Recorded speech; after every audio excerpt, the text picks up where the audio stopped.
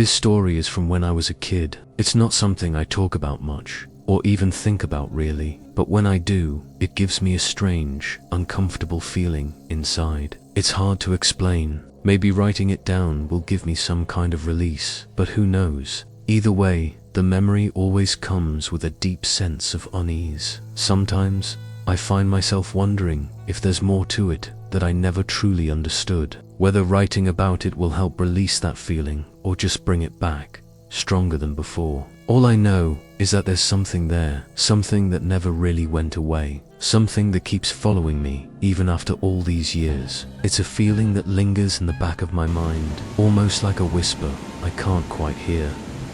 It's been years, but it's as if time has never truly erased it.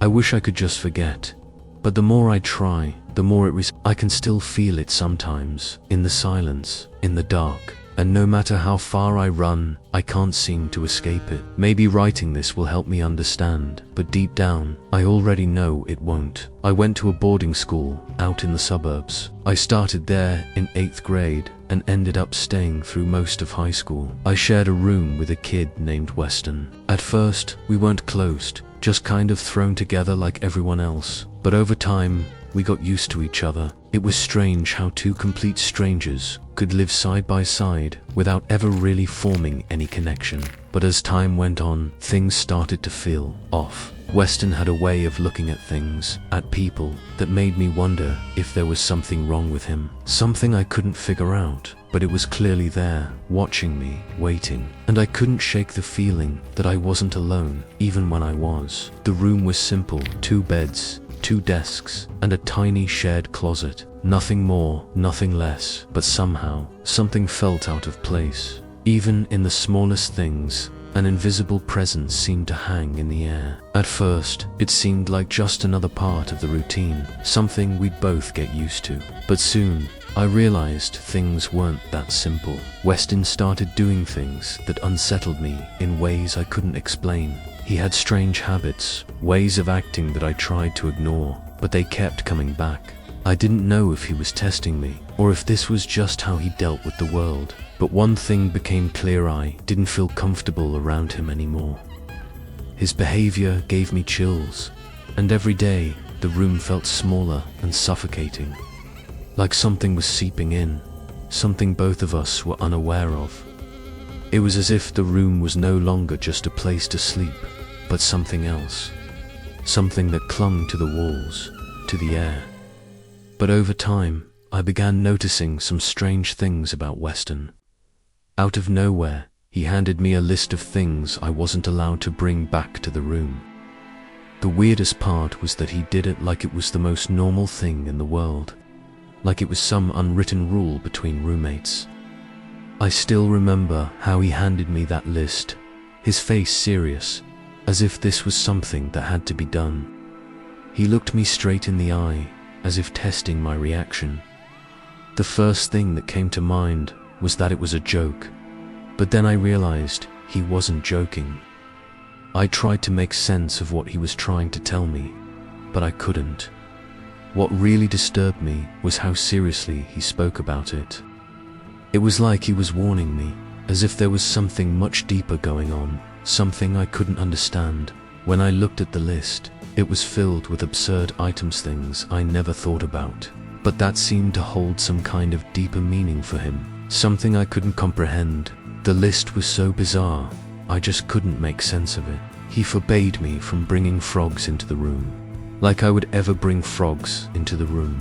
And then he'd prohibited salt. Yes, salt. Who brings salt to their room? Especially in a boarding school where food is forbidden. And salt, what could be wrong with it?